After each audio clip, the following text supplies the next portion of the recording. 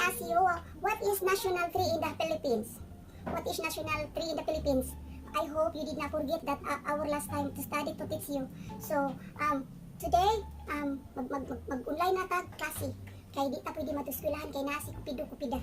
Kuya kaya ang COVID kay dili ta makita. So class, important nga na may kusog internet yung balay o kinahanglan maminaw muna ko para makasabot mo dayon kay lisod kayo ni magsige tagyaw-yaw diri nga online na ta.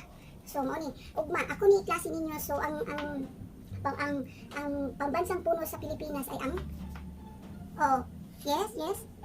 Okay, answer. Stand up. Yes. Nara. Yes, Nara. Very good. Nara. So, unsay in English baka? Balbakwa? No, it's not correct, balbakwa. No, that's not balbakwa. That's a cow. Cow ron ha. Okay, class.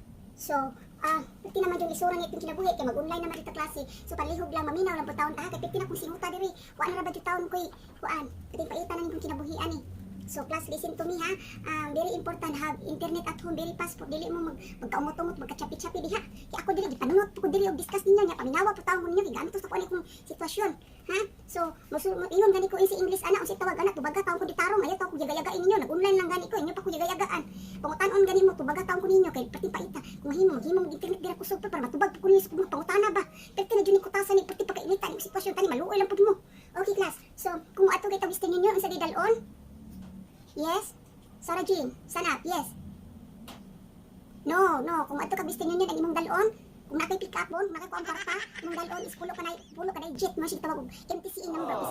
Isa toy ganahan di ka na pinig nagkakuan ana. Nag-add to bistin mo mao na swito ana. So please teach your children na ang mo ato bistin mo kung namit kuaon ang dalon ana kay control number o MTCE number na iswa ta daan kay para pag-abot dito dali na lang pa pick up.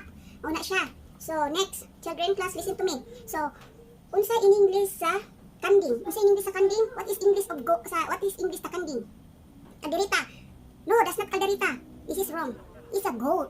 It's a goat. The goat is eating the grass. The grass is the eating. The goat who is eating. Like that.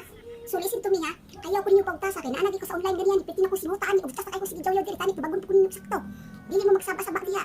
Ingnan na yung mga mama please lang. Listen and cooperate to me because apiti na ko pagkainita di pagsinutan ako diri antos ko online. Apa internet gamang ni siguro piti na tayo piti ka paghinayam yung global ni.